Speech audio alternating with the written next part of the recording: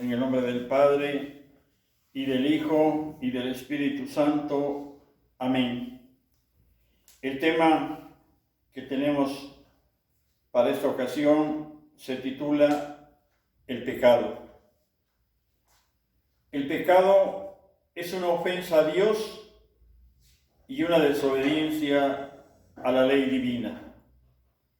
El objetivo de este tema, y especialmente de ustedes jóvenes, es que comprendan que el caer en pecado nos lleva a una desunión con el Padre y a faltar al amor que Él nos tiene. Alguna ocasión les he dicho que esta es la tragedia de la humanidad. Porque imagínense, por el pecado perdemos esa filiación divina, perdemos ese parentesco, perdemos el ser hijos de ese Padre todopoderoso, creador del cielo y de la tierra. Y pues yo no concibo otra desgracia mayor para el ser humano que esta, la de perder a ese Padre que nos ha creado, a ese Padre todopoderoso. Imagínense ustedes, creador del cielo y de la tierra, creador del universo, y que muchas veces pues nosotros perdemos esa amistad, ese parentesco por desobedientes.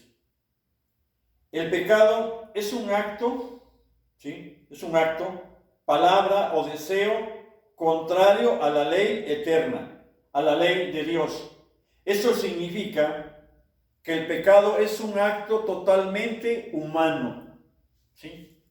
Es una decisión propia del hombre, puesto que requiere, en primer lugar, el uso de la libertad y se expresa en actos externos, palabras, o bien también en actos internos. Decía el Señor Jesús que de nuestro corazón, de lo más íntimo de nuestro ser, de ahí proviene la maldad, provienen los crímenes, provienen los grandes pecados. Además dice, este acto humano es malo. ¿Por qué? Porque se opone a la ley eterna de Dios, que es la primera y suprema regla moral. Ya vimos ese tema, ¿verdad? De la moral cristiana. Es decir, se opone a la ley eterna de Dios, que es la primera y suprema regla moral, fundamento de todas las demás. De modo más general, podemos decir que el pecado es cualquier acto humano opuesto a la norma moral de Dios, opuesto a lo que Dios quiere que nosotros seamos, que nosotros hagamos, ¿sí? Por eso dice que se opone. Es un acto humano que se opone a la norma moral, que se opone a la ley de Dios, ¿sí? Y de alguna manera, ¿verdad? Pues quebrantamos nuestra fe, quebrantamos nuestra razón, esa razón recta que pudiéramos tener. Se trata, por lo tanto, de una toma de posición completamente negativa, antagónica, podríamos decir, ¿verdad? Con respecto a Dios, y en contraste es un amor desordenado en nosotros mismos. Y eso es lo triste, ¿no? Porque cuando nosotros caemos en caos, cuando nosotros caemos en ese desorden, ¿verdad? Vamos a sufrir definitivamente, porque ya decíamos en otra ocasión que lo primero que pasa, ¿verdad? Es que empieza a enfermar nuestra alma, ¿sí? Nos empezamos a llenar de odios, de resentimientos, de tristeza, de melancolía, y en algunos casos llegan a caer en la depresión. Y creo que a todos nos ha pasado. Por eso fíjense lo que decía este gran santo San Agustín. San Agustín lo describe como el amor de sí que llega hasta el desprecio de Dios. O sea, es una autosuficiencia que llega al momento, al culmen, ¿sí?, de que llegamos a despreciar a Dios. No queremos saber nada de Dios. Nos molesta, nos choca que nos hablen de Dios, ¿sí? ¿Por qué? Porque somos enemigos de Dios. Díganme, ¿quién quiere que le hablen de su enemigo? Y más que le hablen bien de su enemigo, pues nadie, en verdad. Y así le pasa al que está en pecado. Por eso dice San Agustín que es un amor en sí de uno mismo que llega hasta el desprecio de Dios. Y por esta exaltación orgullosa de sí mismo, el pecado es diametralmente opuesto a lo que decíamos, ¿verdad? Es diametralmente opuesto a la obediencia de nuestro Señor Jesucristo, que Él va a realizar la salvación, ¿no? ¿Cómo realizó la salvación? Sí, al morir en la cruz, con el derramamiento de su sangre. Pero Él nos justificó por su obediencia. Él fue obediente en todo a la voluntad del Padre. Y por citar nada más un momento, aquel hermoso de Getsemaní, cuando Él en esas 3 horas de agonía sintió todo el peso de la cruz, del pecado, de los dolores, del sacrificio que Él ya estaba padeciendo, porque ya lo estaba padeciendo. Fue tanto, ¿verdad?, que Él se arrodilló e imploró a su Padre, a Padre Dios, ¿verdad?, y le dijo: Padre, si es posible, aparta de mí este cáliz, pero no se haga mi voluntad, sino la tuya. ¿Sí? O sea, se puso totalmente, plenamente en las manos de Dios, que eso es lo que muchas veces a nosotros nos hace falta, ¿verdad? Cuando llegamos a una situación de esas de incertidumbre, en que no sabemos qué hacer, no recurrimos a Dios tristemente, y por eso hacemos cada barbaridad que después pues nos arrepentimos. Dice aquí que hay 2 tipos de pecado: el pecado mortal y el pecado venial. Los pecados se pueden dividir en mortales o graves y veniales o leves, según que el hombre pierda totalmente la gracia de Dios o no. El pecado mortal y el pecado venial se pueden comparar entre sí por ejemplo, el pecado mortal es la muerte, ¿sí? Y el pecado venial, pues es todavía la enfermedad. Pudiéramos decir, todavía hay tiempo, ¿verdad? ¿Sí? Todavía la alma, pues nuestra alma ha enfermado por los pecados veniales, pero todavía hay cura y es muchas veces fácil salir de ahí, ¿verdad? Pero a veces ya los pecados mortales, y les pongo un ejemplo, no quisiera ser exagerado, pero a veces es necesario pensar en esto. Es como aquella persona que, por ejemplo, que mata a alguien, llega a cometer un homicidio, y a lo mejor el día que cometió ese homicidio siente remordimiento, ¿sí? A lo mejor ni puede dormir, a lo mejor tiene sueños, pesadillas, ¿verdad? Pero pasa el tiempo, ¿sí? Y lo va de alguna manera, su misma maldad la va asimilando, ¿sí? Y cuando se da cuenta, vuelve a matar, ¿sí? Y así sigue. Eso se va a convertir en lo que más adelante vamos a ver, en un vicio, ¿sí? Y eso es por ponerles un ejemplo, pero es lo mismo en todos los demás pecados, ya sea el alcohol, ya sea la droga, ya sea el adulterio, ya sea el robo, lo que sea. Dice: es pecado mortal lo que tiene como objeto una materia grave y que además es cometido con pleno conocimiento y deliberado consentimiento. ¿Eso qué quiere decir? Que yo estoy consciente que voy a hacer un daño o que estoy haciendo un daño. Por ejemplo, robo, ¿sí? O mato a alguien. Pues hay un daño que estoy haciendo y estoy consciente, ¿sí? Tengo pleno conocimiento de que estoy haciendo un daño. Y además lo hago a propósito. Por eso dice de manera deliberada, con un deliberado consentimiento. O sea, lo hago, no me importa. No me pongo a pensar en la desgracia que puede traer a la persona a quien le hago ese acto malo. Siguiendo la tradición de la Iglesia, llamamos pecado mortal al acto mediante el cual un hombre con libertad y conocimiento rechaza a quién, rechaza a Dios. Por ejemplo, el aborto. ¿sí? Cuando cometemos el aborto, cuando realizamos este acto tan bajo, ¿verdad?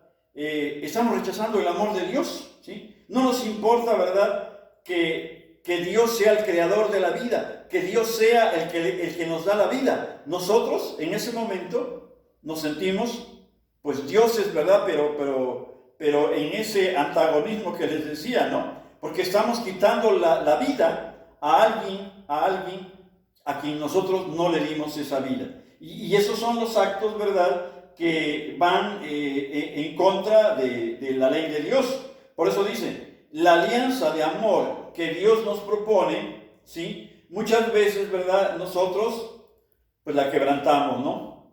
Y no reconocemos, ¿verdad?, las leyes de Dios, su ley, ¿no? Dice, la alianza de amor que Dios le propone, prefiriendo volverse a sí mismo o a alguna realidad creada infinita, a algo contrario a la voluntad divina. Hay ocasiones que, por ejemplo, algunas personas cometen actos impuros, pecados, en atención a otra persona, porque a esa persona la quieren, porque esa persona les dijo, y empiezan a cometer una serie de pecados que de alguna manera van contrarios a la voluntad de Dios. Dice aquí, fíjense, ¿por qué puede ocurrir todo esto?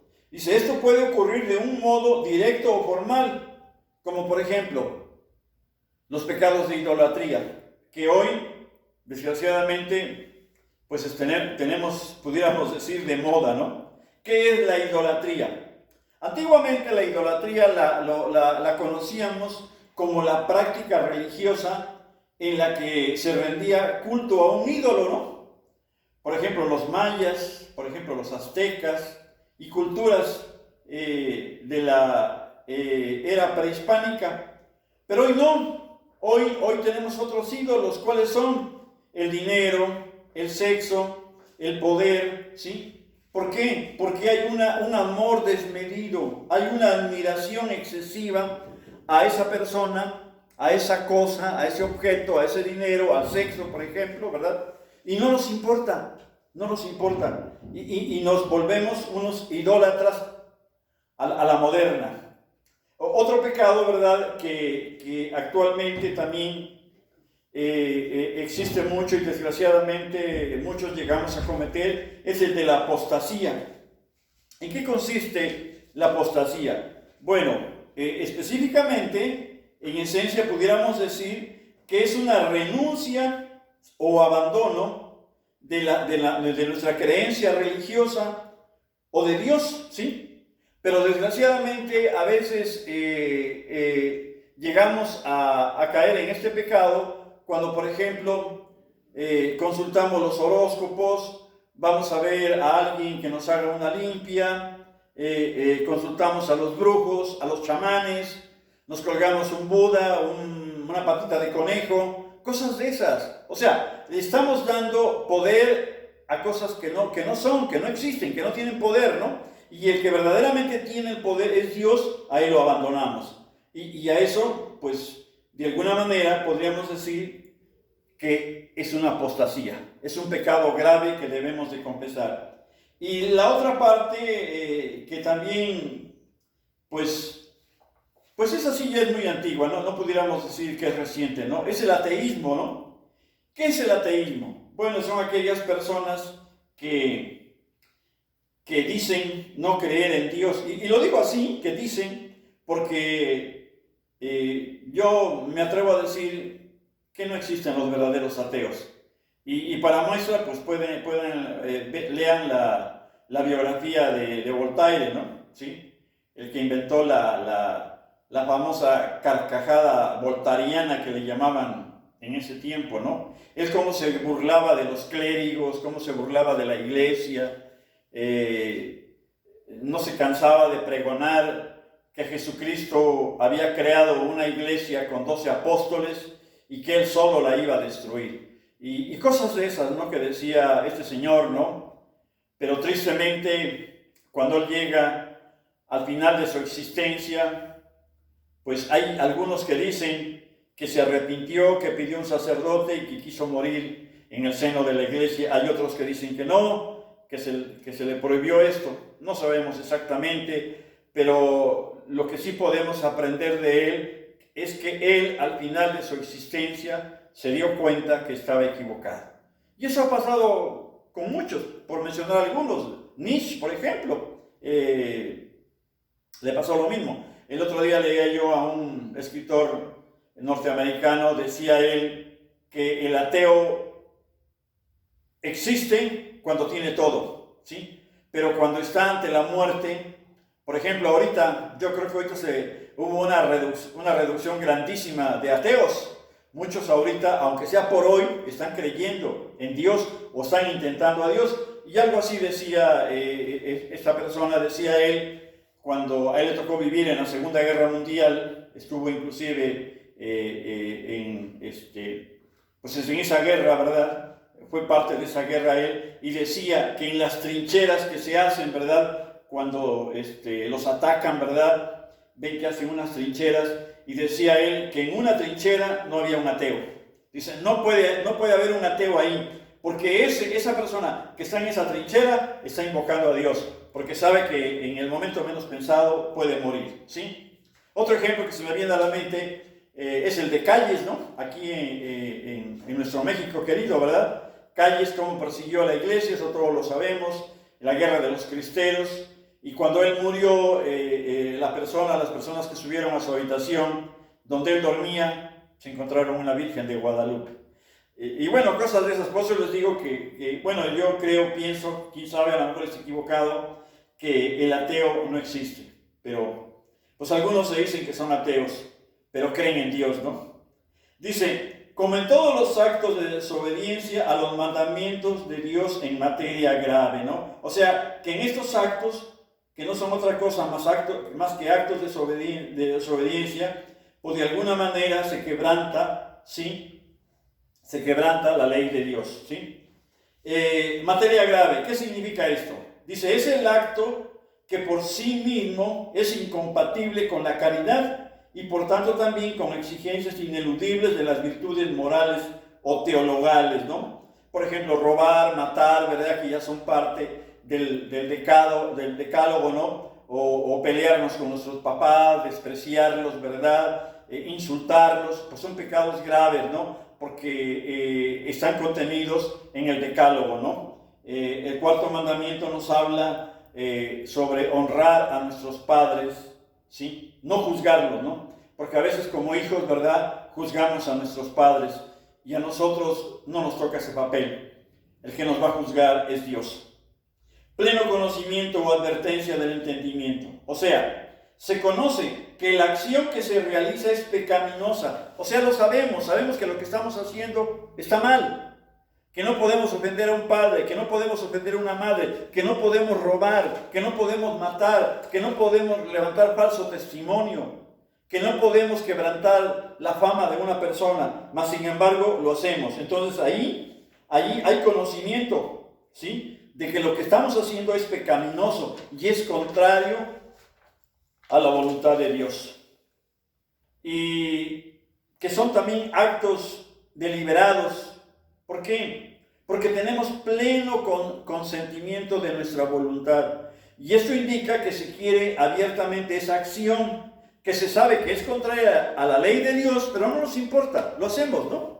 Y les ponía el ejemplo del aborto, del robo y tantos más, ¿no? El homosexualismo y tantas cosas más que hay, ¿no? Sabemos perfectamente bien que esto va contra la voluntad de Dios, que es un quebrantamiento a la ley de Dios, mas sin embargo lo hacemos, ¿no? Por ejemplo, en Costa Rica acaban de autorizar el matrimonio de homosexuales, ¿no? Y bueno, todos lo aplauden, pero es un quebrantamiento a la ley de Dios, no lo queremos aceptar, pero así es. Dice, esto no significa que para que haya pecado mortal sea necesario querer ofender directamente a Dios. Basta que se quiera realizar algo gravemente contrario a su divina voluntad. Ese es otro error que también hemos cometido por generaciones, ¿no? El otro día me decía alguien, dice, si yo le tiro un balazo a Dios, ¿qué le puedo hacer? Dice, es como si le tirara un balazo al sol. Y la verdad me da risa, ¿no? Porque a veces digo, ¿cómo es la imaginación del hombre, ¿no?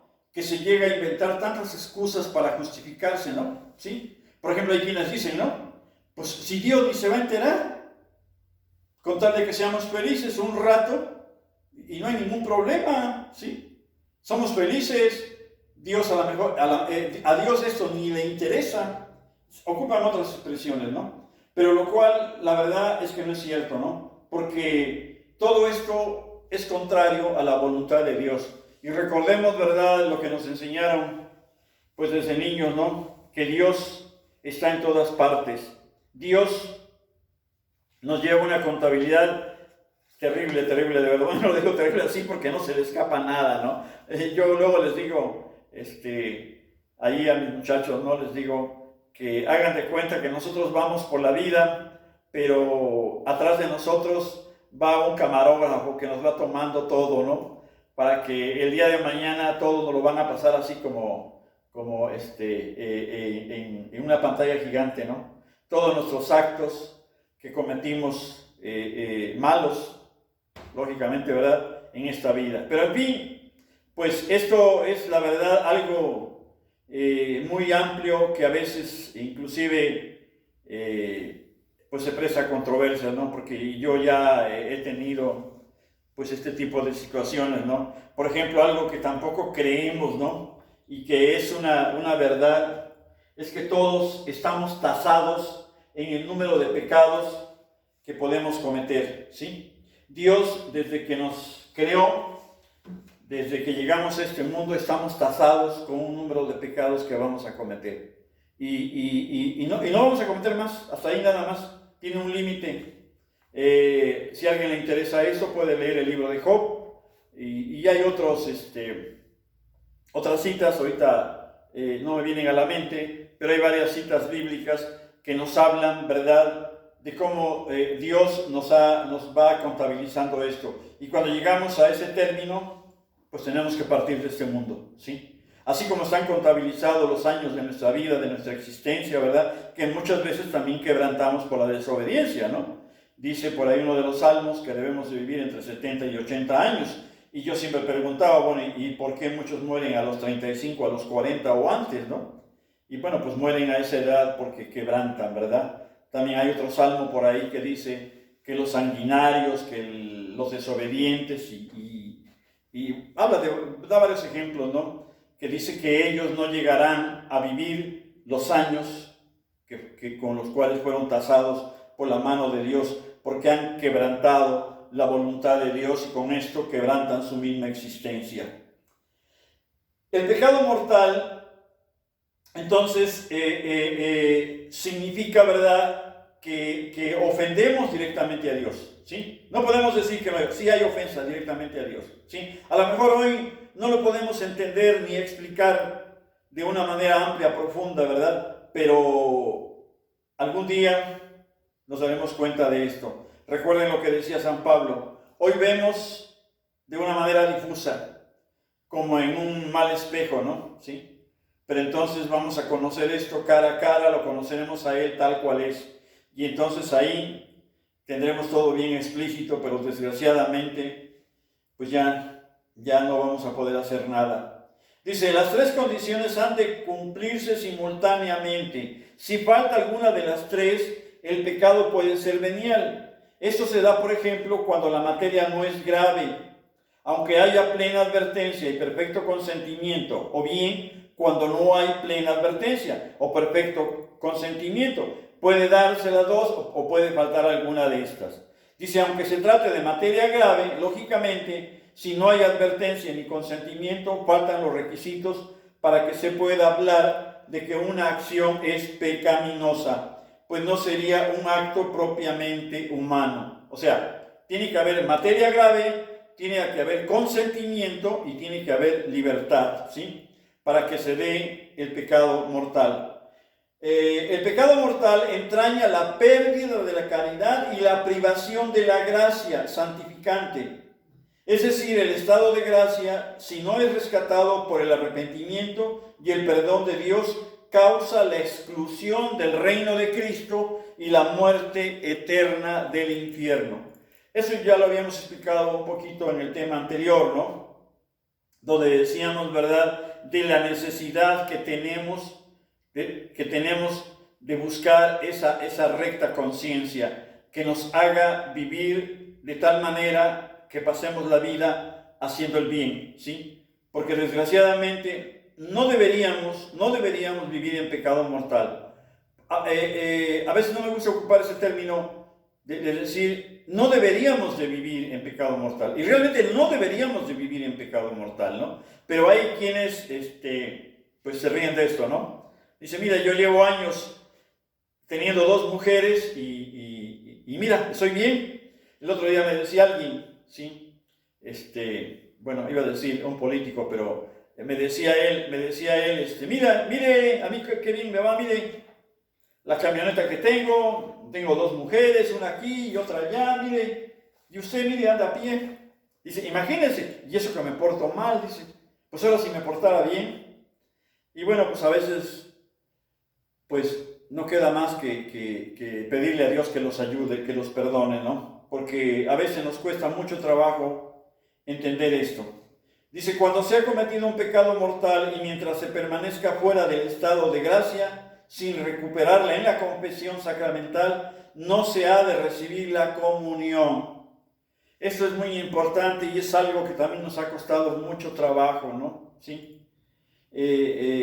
Por ejemplo, estamos casados, nos separamos y queremos seguir comulgando, ¿no? Yo me he topado con muchos casos de esos, ¿no? Y no se puede porque estamos en pecado mortal. Dice, pues no se puede querer a la vez estar unido y alejado de Cristo, porque se cometería un sacrilegio. O sea, la comunión nos une a Cristo. Comemos el cuerpo y la sangre de nuestro Señor Jesucristo, ¿sí? Eso nos une. Pero no voy a poder yo comulgar, ¿verdad?, si estoy separado de mi esposa, ¿sí? Si vivo con otra mujer que no es mi esposa, porque estoy viviendo en pecado, ¿verdad? Estoy contrariando la voluntad de Dios. ¿Y cómo voy a quererme unir con el Señor a través del sacramento de la Sagrada Eucaristía? O sea, no es posible. O sea, es, como dijeran los abogados, es irrelevante eso, no se puede, ¿sí? Pero a veces esto no lo queremos entender de esa manera. Dice, al perder la unión vital con Cristo por el pecado mortal, se pierde también la unión con su cuerpo místico. Fíjense nada más, qué triste es esto, ¿no? O sea, si yo llego a perder esa unión con Cristo, porque soy en pecado mortal, entonces también pierdo la unión con su cuerpo místico, que es ¿quién? La iglesia, ¿sí? La iglesia, dice, no se deja de pertenecer a la iglesia, pero se está como miembro enfermo sin salud. O sea, sigo perteneciendo a la iglesia, pero estoy enfermo.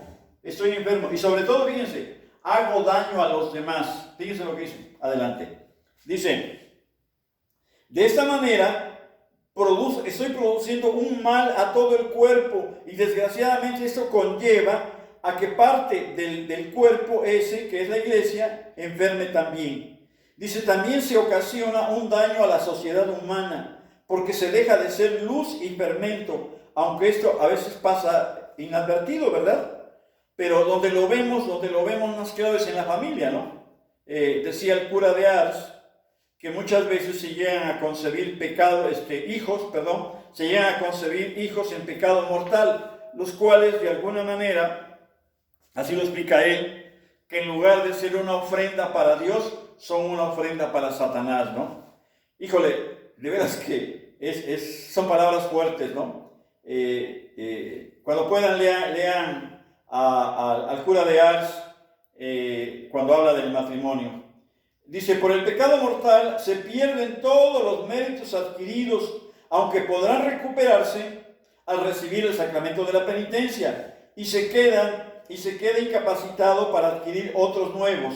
El hombre queda sujeto a la esclavitud del demonio. Qué feo se oye, ¿no? Dice, disminuye el deseo natural de hacer el bien y se provoca un desorden en las potencias y afectos. El pecado, pues ya lo habíamos visto, de alguna manera ha traído el desorden en la humanidad desde sus orígenes. Ahora, cuando se trata de la persona, una persona que está en gracia de Dios, una persona que por ejemplo en el matrimonio están casados por la iglesia, pero uno de ellos comete adulterio, entonces empieza a dar un desorden ahí, entra el caos en esa persona, pero ese caos que entra, ya sea en el hombre o la mujer, quien haya caído en pecado mortal, va a traer como consecuencia que esto va a afectar a los demás, ¿sí? Hagan de cuenta que es un contagio, se contagia a los demás, y por eso viene después pues la desintegración familiar, ¿sí? Se rompe eso, se fracasa. Dice, se queda incapacitado para adquirir otros nuevos, y el hombre está sujeto a la esclavitud del demonio, ¿no? Entonces, ya no vivimos como hijos de Dios, ya no somos portadores de la gracia de Dios, ¿sí? Que es muy importante en la familia, con los hijos, ¿verdad? Que nosotros llevemos esa gracia de Dios.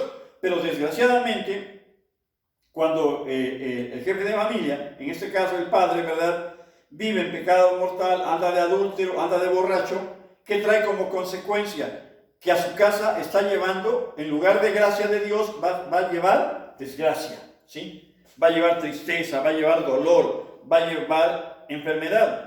Y no quisiera, ¿verdad?, poner ejemplos así muy crudos, pero pues los que hemos sido borrachos lo entendemos perfectamente bien, ¿no? Cuando una persona toma, por ejemplo, empieza a vivir su familia ¿en qué? En la miseria. ¿Por qué? Porque lo que él gana se lo gasta, lo despilfarra, y eso trae como consecuencia a la familia, a la prole, desgracia, hambre, enfermedad, desgracia, por donde quiera que se le vea. Y lo mismo, ¿verdad? El que mata, por ejemplo, lo mismo, ¿sí? Trae como consecuencia desgracias a su familia, ¿sí? Vamos a ver cuáles son los efectos del pecado venial. Dice, el pecado venial debilita la caridad y entraña un afecto desordenado a bienes creados, impide el progreso del alma en el ejercicio de las virtudes y la práctica del bien moral, y merece penas temporales. Pero todavía, fíjense, hasta ahí no estamos tan mal, ¿sí? Por decirlo así de una manera no coloquial, no estamos tan mal. Si ahí paramos, podemos restituir toda esa gracia, todo eso que hemos perdido con bastante facilidad. ¿Por qué? Porque nos confesamos, ¿verdad? Y el pecado venial que habíamos cometido de manera deliberada y que había permanecido en nosotros, con el arrepentimiento, pues nos dispone, ¿verdad?, a recibir la gracia. Pero caso contrario, cuando nosotros no paramos eso ahí, ¿qué es lo que pasa? Ahora el pecado venial se va a volver una arma, ¿sí? Se va a volver tristemente una herramienta. ¿Para qué? Para cometer un pecado mortal. Por eso decía por ahí Santa Teresita de Jesús, decía, sentir, pues no hay problema, ¿no? O sea, siento la tentación, la rechazo, ¿sí? La rechazo. El mal pensamiento que yo tenga, lo rechazo. Pero si yo lo siento y lo consiento, entonces ya le doy cabida ¿a qué? A que pueda cometer un acto contrario a la voluntad de Dios, y entonces ahí definitivamente las cosas se van complicando. Bueno, yo creo que ahí dejamos nuestro tema por esta ocasión.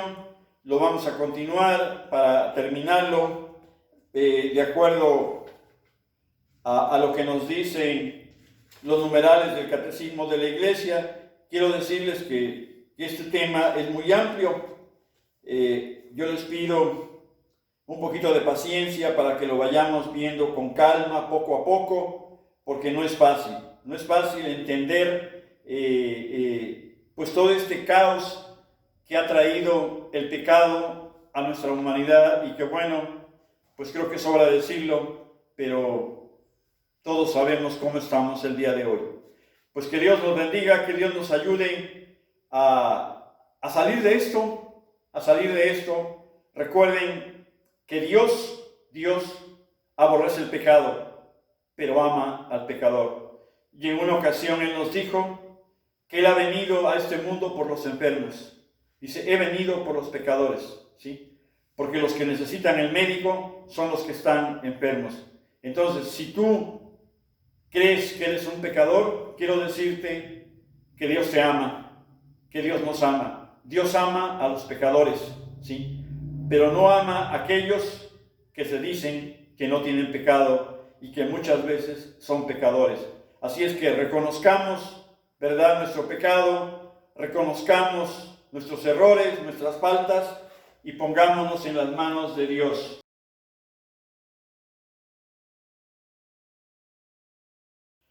Nos habíamos quedado en lo que era el pecado venial y decíamos que cuando este es deliberado, pues aunque no nos aparta totalmente de Dios, es una tristísima falta que enfría nuestra amistad, nuestra relación con nuestro Padre, con nuestro Creador.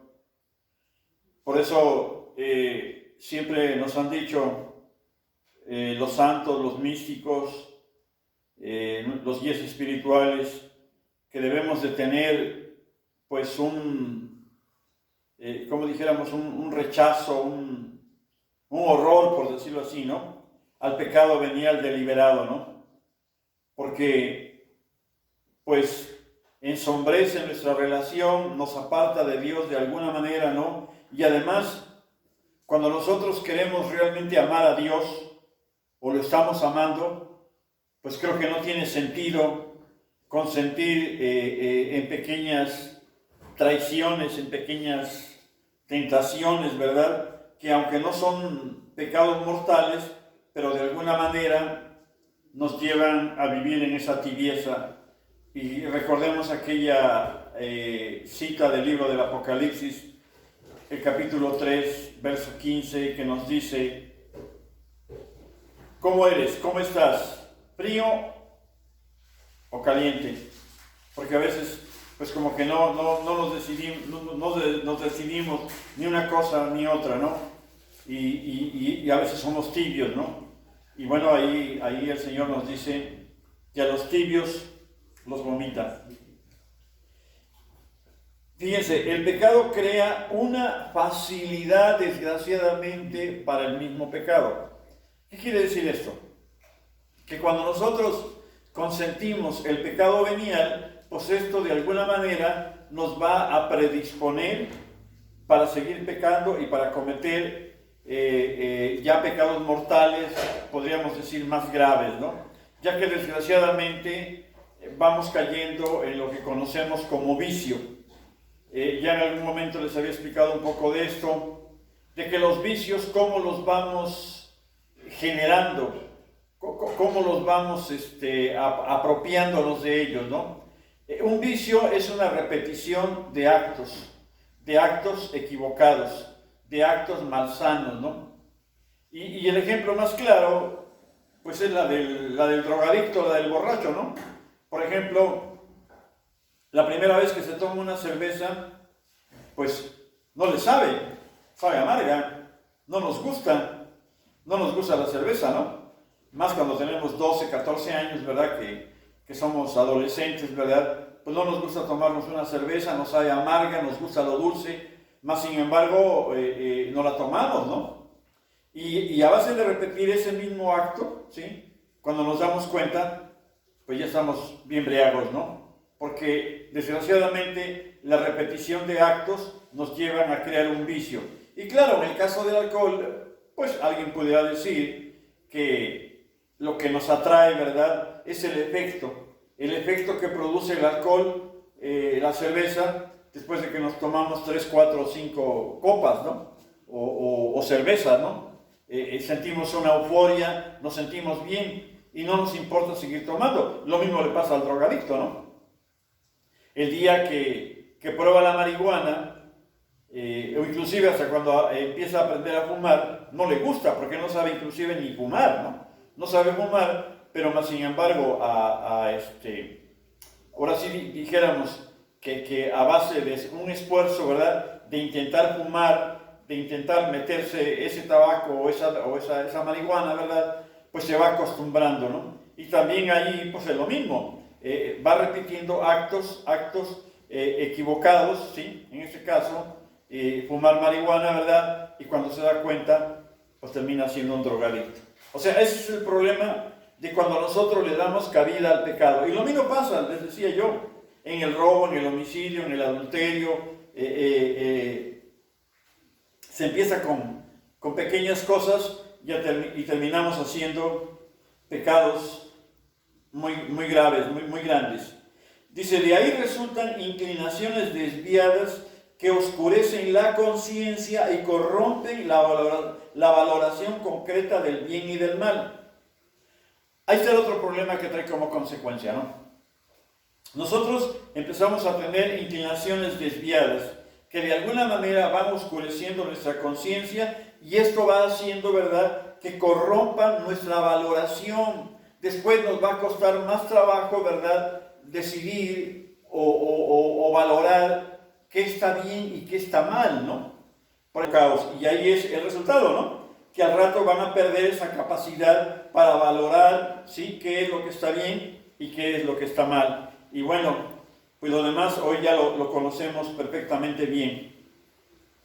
Por eso dice, el pecado tiende a reproducirse y a reforzarse, pero no puede destruir el sentido moral hasta su raíz. Y eso es muy importante que lo sepamos, ¿no? Porque a veces nos sentimos tan imbuidos en el pecado, nos sentimos tan metidos en eso, que pensamos que ya no podemos salir. Y yo quiero decirles que si Judas Iscariote hubiera pedido perdón, él hubiera salido de su pecado, ¿sí? Y tenemos grandes pecadores, ¿verdad? Digamos, se me viene a la mente ahorita uno, San Agustín, ¿no? San Agustín, en su juventud, todo lo que él hizo, ¿verdad? Anduvo con los maniqueos y bueno, muchas cosas que él hizo, ¿sí? Pero él estaba consciente que estaba obrando mal. Entonces, Dios nunca lo abandonó. Dios nunca nos abandona, ¿sí? Entonces, podemos volver a regresar a la casa del Padre, ¿sí? Por eso dice que no puede destruir el sentido moral hasta su raíz, ¿sí? Eso está en el Catecismo de la Iglesia, que un poquito más adelante lo vamos a ver. Si alguien quiere por ahí adelantarse, está en el numeral 1865. Ahora, ¿cuáles son los pecados capitales? ¿Sí? Los pecados capitales son aquellos pecados personales que especialmente inducen a otros, ¿sí? Pues de alguna manera son cabeza de los demás pecados. ¿Y cuáles son? La soberbia, que es el principio de todo pecado, la avaricia, la lujuria, la ira, la gula, la envidia y la pereza. Vamos a tratar de desglosar rápidamente cada uno de ellos. En el caso de la soberbia, ¿en qué consiste la soberbia? Bueno, la soberbia consiste en una estima de sí mismo, un amor propio indebido, que busca la atención y el honor y se pone en un antagonismo a Dios, ¿sí? Y uno de los casos más típicos, ¿verdad?, que tenemos en la Sagrada Escritura es la del rey Nabucodonosor, que está en el libro de Daniel capítulo 4, que me voy a permitírselos leer para que nos demos cuenta hasta dónde puede llevar este pecado de soberbia. Todas estas cosas acontecieron al rey Nabucodonosor. Al cabo de 12 meses se estaba el rey paseando por el palacio de Babilonia y comenzó a hablar de esta manera: ¿no es esta la gran Babilonia que yo he edificado para capital de mi reino, con la fuerza de mi poderío y el esplendor de mi gloria? ¿No había aún acabado el rey de decir esto cuando vino súbito una voz del cielo que dijo: a ti, oh rey Nabucodonosor, se te dice, tu reino te ha sido quitado, y te echarán de entre los hombres, y habitarás con las bestias y fieras. Heno comerás como el buey, y pasarán de esta manera por ti 7 tiempos o años, hasta tanto que conozcas que el Altísimo tiene dominio sobre el reino de los hombres y le da a cada quien lo que le place. En aquel mismo punto se cumplió en Nabucodonosor esta sentencia, y fue separado de la compañía de los hombres, y comió heno como el buey, y su cuerpo recibió el rocío del cielo, de suerte que le crecieron los cabellos como si fuesen alas de águila, y las uñas como las de las aves de rapiña.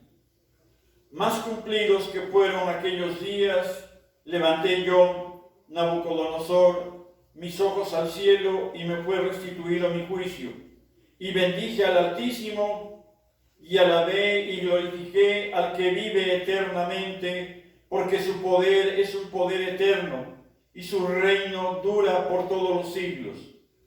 Y ante él son reputados como nada todos los habitantes de la tierra, porque según él quiere, así dispone tanto de las potestades del cielo como de los moradores de la tierra. Ni hay quien resista a lo que él hace y le pueda decir: ¿por qué has hecho esto? En aquel mismo punto me volvió a mí el sano juicio, y recobré el honor y la dignidad de mi reino, y volví a tener el mismo aspecto que antes. Y los grandes de mi corte y mis magistrados vinieron a buscarme, y fui restablecido en mi trono, y aumentóse la magnificencia mía.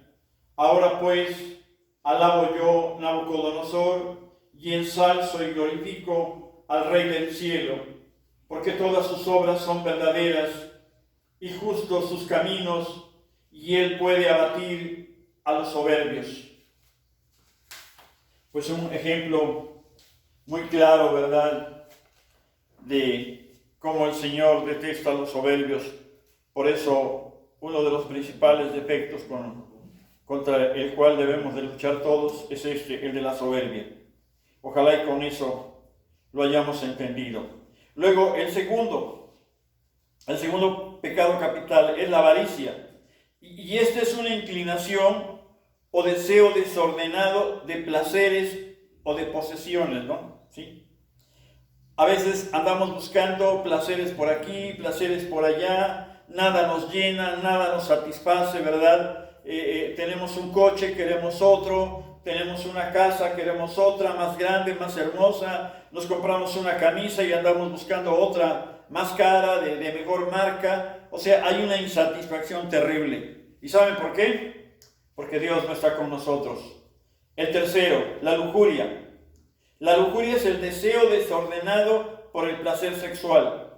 Los deseos y actos son desordenados cuando no se conforman al propósito divino, el cual es propiciar el amor mutuo entre los esposos y favorecer la procreación. A veces el hombre quiere tener relaciones sexuales solamente para satisfacerse. No le interesa la procreación, y ahí pues se pierde el fin para el cual se nos dio ese don de la procreación. La ira también es un apetito desordenado de venganza. Yo luego les digo que nosotros, los cristianos, los que amamos a Cristo, los que nos decimos ser discípulos de Cristo, no tenemos derecho a enojarnos, no tenemos derecho a montar en cólera, porque desgraciadamente cuando lo hacemos, pues para empezar decimos una serie de barbaridades y cometemos cada acto que después nos arrepentimos, pero a veces pues ya hicimos daño. Siempre hay que luchar contra la ira, contra esos exabruptos que a veces salen de nuestros labios. El que sigue es la gula. La gula es un deseo desordenado por el placer conectado con la comida o la bebida. Y a veces, fíjense, este pecado hasta nos hace daño biológicamente, ¿no? Pero bueno, ya después, a ver si nos da tiempo, de extendernos un poquito más en esto. Ahorita se los digo de una manera rápida. La envidia. ¿Qué es la envidia? La envidia es un rencor o tristeza por la buena fortuna que tienen los demás. Y eso va unido a un deseo desordenado de poseerla, ¿no? Queremos tener lo que el otro tiene. Si él se compró un coche nuevo, yo también lo quiero. Si él tiene un buen celular, también yo lo quiero, ¿no? Pero luego les digo, ¿quieres tener, te gusta lo bueno, como decía mi papá? Qué bueno, dice que te gusta lo bueno, pero no te gusta trabajar, dice. Tú tienes todo, dice. Lo único que te falta es que trabajes para que tengas dinero. Y creo que es una gran verdad. La envidia. La envidia es un rencor o tristeza que desgraciadamente por la buena fortuna a veces de alguien, ¿verdad? Va unida al deseo desordenado de otros de poseerla, ¿no? Vemos a otro, ¿verdad? Que le va bien, ¿no? ¿Sí? Y luego te decimos, mira, a ese le va bien y es un desordenado, es un perezoso y le va bien, ¿no? Y lo envidiamos, ¿no? El último, la pereza. La pereza es la falta culpable de esfuerzo físico o espiritual y que de alguna manera, ¿verdad? Pues está caracterizada por la ociosidad, ¿sí? Por la pereza, no nos gusta trabajar, no nos gusta pararnos temprano, no nos gusta, pues ahora sí, digamos, como se dice, echarle ganas, ¿verdad? ¿Sí? Queremos que el dinero nos llegue, ¿verdad? Pero que nos caiga del cielo, ¿no? La pérdida del sentido del pecado es fruto del voluntario oscurecimiento de la conciencia que lleva al hombre por su soberbia, a negar que los pecados personales sean tales e incluso a negar que exista el pecado. Eso es triste, de veras, es triste, ¿no? Que hay quienes, desgraciadamente, llegan a negar el pecado, ¿no? A veces, pues, no cometemos directamente ese mal, pero de alguna manera colaboramos con mayor o menor responsabilidad y culpa moral a la acción inicua que a veces cometen otras personas. Y a veces lo hacemos también, ¿verdad? Pero se va dando, pues, de distintas maneras. El pecado es un acto personal, definitivamente, ya lo habíamos dicho. Pero nosotros tenemos una responsabilidad en los pecados cometidos por otros cuando cooperamos con ellos. Fíjense, en eso hay cosas que a veces nos suceden y yo se los digo porque alguna vez pues lo viví también, ¿no? ¿Cuántas veces nos vamos a tomar una cerveza, nos vamos a algún lado, a alguna fiesta y andamos invitando a otros, ¿sí? Una vez recuerdo que me decía un sacerdote, si lo vas a hacer, hazlo tú, pero ya no te lleves a más, porque desgraciadamente induce uno a otros, los lleva uno al bar, los lleva uno a X lugares que no son nada santos, ¿verdad? Y llevamos hoy a gente, le llevamos gente a Satanás, qué triste, ¿verdad? Pero nos volvemos empleados, mandaderos de Satán, y eso pues es horrible, ¿no? Dice, debemos de aconsejarlos, debemos de enseñarles los caminos que nos acercan a Dios. De alguna manera tenemos que hacerlo, ¿no? Dice, no revelándonos o no impidiéndoles cuando pues podemos hacerlo, ¿no? Porque a veces sí podemos hacerlo, mas sin embargo es más fácil, es más placentero, como luego decimos, seguir la corriente, ¿verdad? Que decirles, no hagas eso porque está mal, ¿no? Y esto, desgraciadamente, pues es un error que seguimos cometiendo. Los pecados personales dan lugar también a situaciones sociales contrarias a la bondad divina que se conocen como estructuras de pecado. Estas no son más que expresiones y efectos de los pecados de cada persona, ¿no? Y bueno, esto es muy amplio, ¿no? Podríamos hablar de las estructuras sociales, ¿no?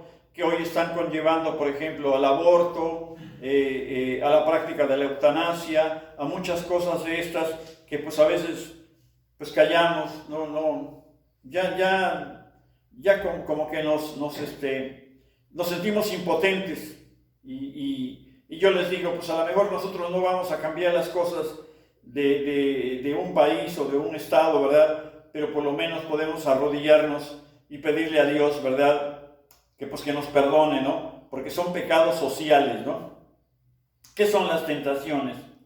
Dice, en el contexto de las causas del pecado, hemos de hablar de la tentación, entendida como toda sugestión que incita al hombre a pecar. La causa del pecado está en el corazón del hombre.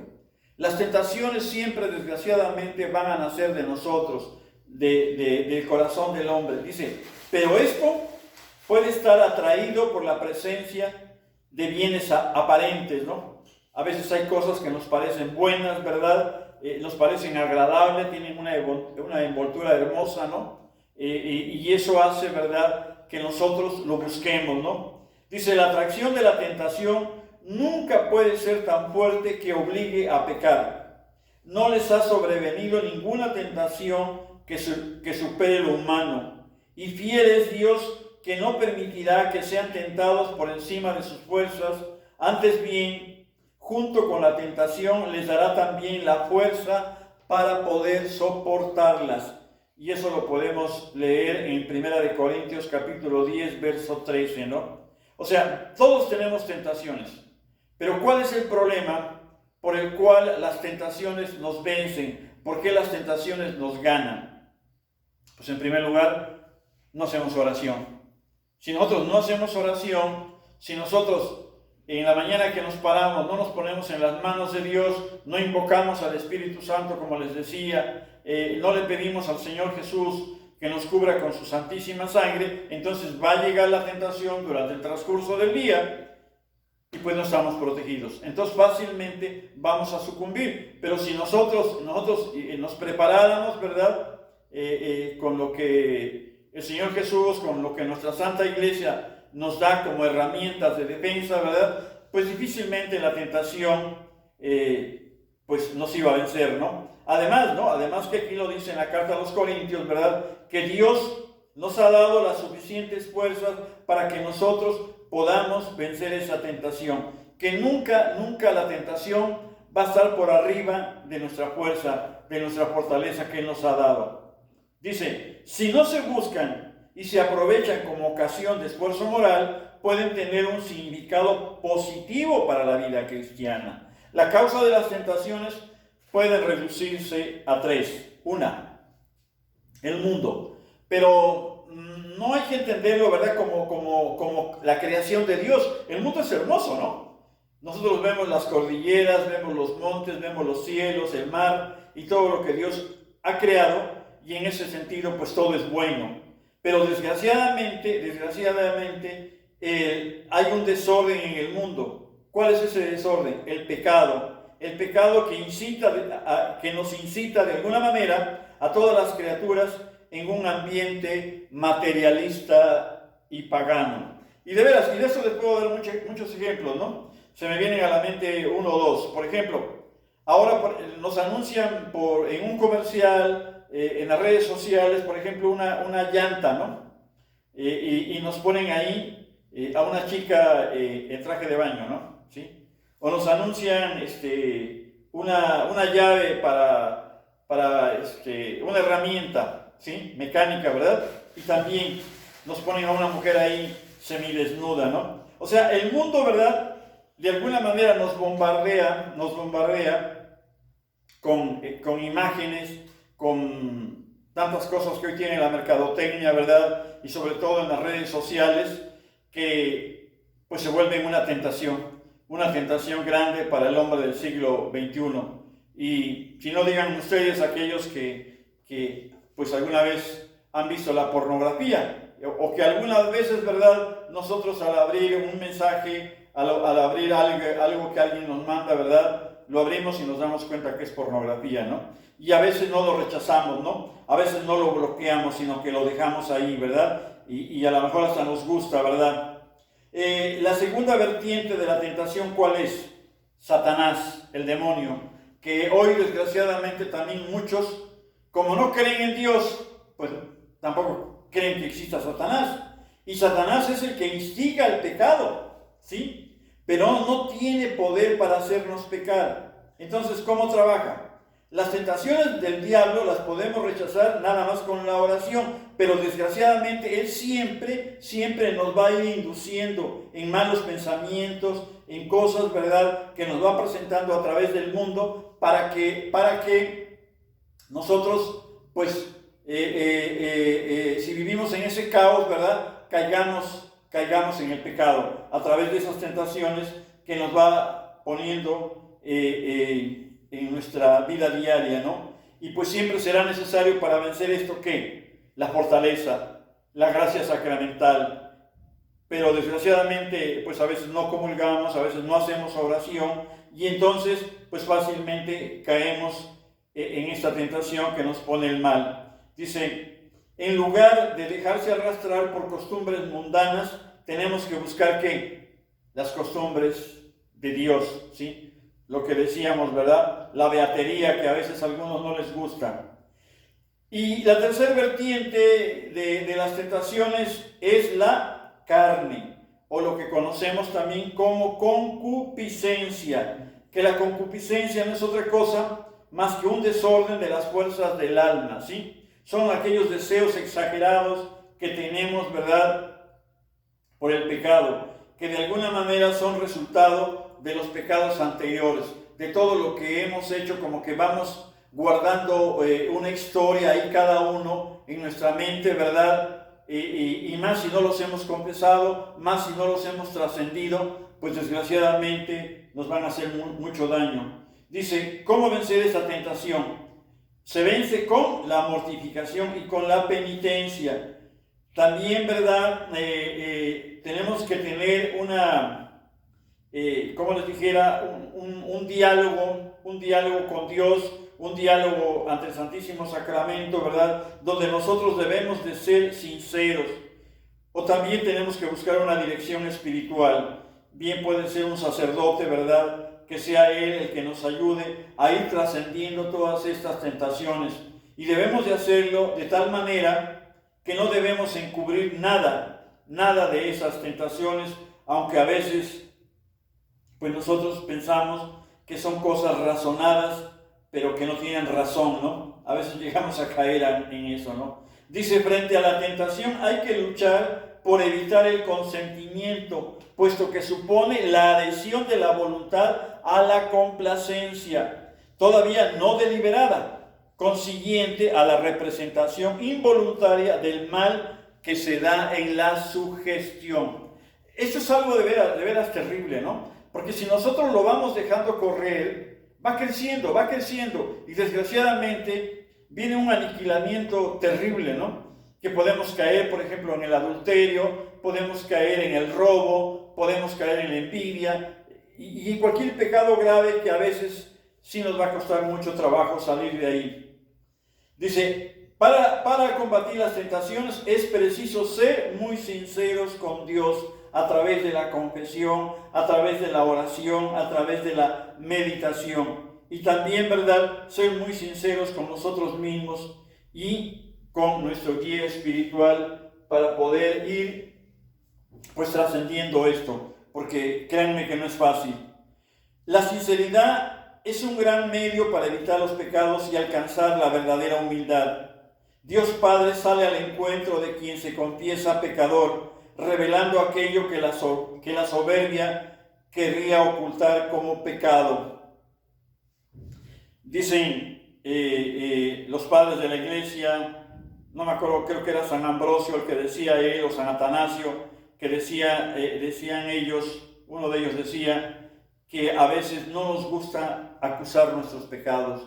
Pero fíjense, cuando nosotros acusamos nuestros pecados, cuando nosotros acusamos nuestra mente, claro, con una persona de confianza que tengamos, que bien puede ser el guía espiritual, que bien puede ser el mismo nuestro Señor Jesucristo, esos pecados que acusamos ya no los vamos a hacer. De veras, es increíble, ¿verdad? Pero cuando nosotros los hablamos, cuando nosotros los acusamos nuestra mente, esos pecados ya no los hacemos. Dice, además se ha de huir de las ocasiones de pecado, esto es, de aquellas circunstancias que se presentan más o menos voluntariamente y suponen una tentación. Hay que evitar siempre las ocasiones libres y cuando se trata de ocasiones próximas, es decir, si nos damos cuenta que hay peligros serios de caer en la tentación, pues a veces es mejor no estar ahí, ¿sí? Ya que pues podemos caer fácilmente porque hay peligro, ¿no? O dicho de otro modo, dice, poner los medios para que esas ocasiones pasen de próximas a remotas y que así, de alguna manera, nunca lleguen a nosotros.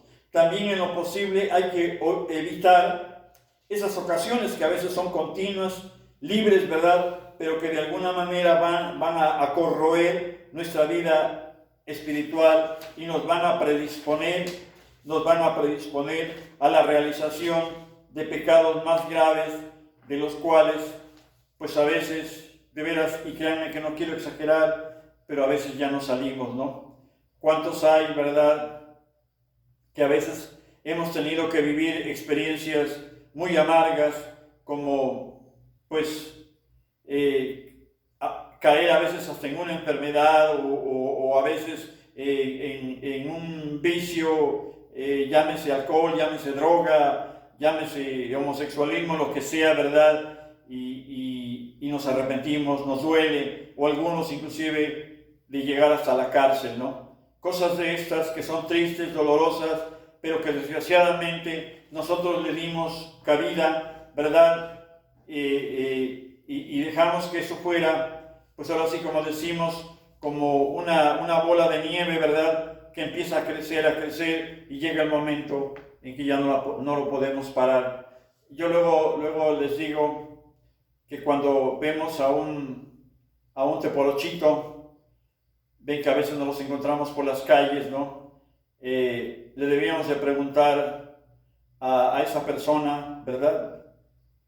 No, lo digo sin ofender a nadie, ¿no? Le deberíamos de preguntar a esa persona si él en alguna ocasión se imaginó hasta dónde iba a llegar cuando se tomó esa primera cerveza. De veras, que nunca nos imaginamos hasta dónde podemos llegar cuando cometemos esa primera falta, equivocación, llámese cerveza, llámese marihuana, droga, lo que sea, ¿no? Una mínima cosa que nos va a llevar desgraciadamente después a un caos terrible del cual difícilmente vamos a salir. Bueno, pues ya nomás nos quedaría pendiente ver los numerales del catecismo. Les voy a decir unos 2 o 3 por si los pueden leer y ya más adelante en el siguiente tema los vamos a tratar. Vamos a ver los numerales 1850, 1861, 1863 y así hasta el 1873, ¿sí? Prácticamente es desde el numeral 1850 al 1873. Allí nos habla mucho el catecismo de la Iglesia. Créanme que no me quisiera extender tanto con este tema, pero es muy importante, Yo se los decía al inicio del tema, ¿no? Esta es la tragedia del hombre, ¿sí? Es lo que, de veras, cómo nos cuesta trabajo trascender. Si nosotros evitáramos el pecado, si nosotros evitáramos las tentaciones, de veras que nuestra vida sería muy distinta. Cuántas enfermedades nos evitaríamos, cuánto sufrimiento, cuánto dolor nos evitaríamos de veras. A veces, cuando ya estamos enfermos, cuando ya estamos caídos, como a veces decimos, ¿verdad? Cuando ya estamos caídos, pues nos duele y nos da tristeza de llegar hasta ese fondo, hasta ese fondo donde a veces ya no nos podemos levantar. ¿Y saben por qué no nos levantamos?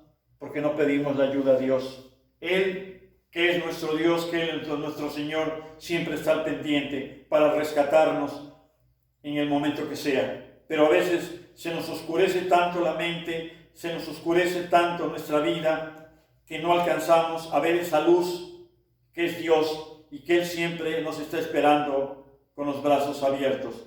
Pues que Dios nos ayude a superar esto, que Dios nos ayude a vivir cada vez con menos pecado. Yo sé que pues difícilmente nos van a decir como una vez le dijeron a la Virgen María, la llena de gracia. Nosotros tristemente no estamos llenos de gracia, estamos llenos de pecado, ¿no? Y es triste la realidad del hombre.